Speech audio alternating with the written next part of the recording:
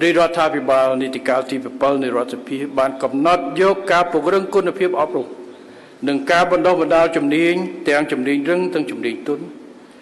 គឺជាផ្នែកមួយនៃគោលដៅយុទ្ធសាស្ត្រទី2នៃយុទ្ធសាស្ត្របញ្ចកោណដំណាក់កាលទី1គឺការបង្កើតការងារឲ្យបានកាន់តែច្រើនទាំងបរិមាណនិងគុណភាពជូនដល់ប្រជាពលរដ្ឋជាពិសេសសម្រាប់យុវជន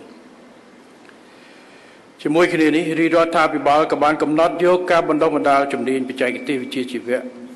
ដល់យុវជនមកពីគ្រួសារក្រីក្រនិងគ្រួសារងាយរងហានិភ័យទូទាំងប្រទេសដែលមានចំនួនសរុបប្រមាណជាង1.5 លាននាក់នៅតាមបណ្ដាគ្រឹះស្ថានបណ្ដុះបណ្ដាលវិជ្ជាជីវៈរបស់រដ្ឋក្នុងកម្រិតសញ្ញាបត្របច្ចេកទេសនិងវិជ្ជាជីវៈកម្រិត1ដោយមិនបង់ថ្លៃសិក្សានិងទទួលបាននៅប្រាក់ឧបត្ថម្ភប្រចាំខែកិច្ចការនេះគឺជាកម្មវិធីទី2នៃគោលនយោបាយអាទិភាពទាំង6សម្រាប់ចាប់ផ្ដើមអនុវត្តភ្លាមក្នុងឆ្នាំ2023នៃយុទ្ធសាស្ត្របញ្ញកោណដំណាក់កាលទី1ហើយតាមរបាយការណ៍របស់អាដាមហេងសួរតាំងពីចន្លោះដែលយើងអនុវត្តនៅផែនការនេះពីឆ្នាំ2024ដល់ខែ5 2026នេះគឺយើងបានផ្ដល់ការបណ្ដុះបណ្ដាលជាង27,000 នាក់បាទជូនដល់កូនចៅប្រជាពលរដ្ឋរបស់យើង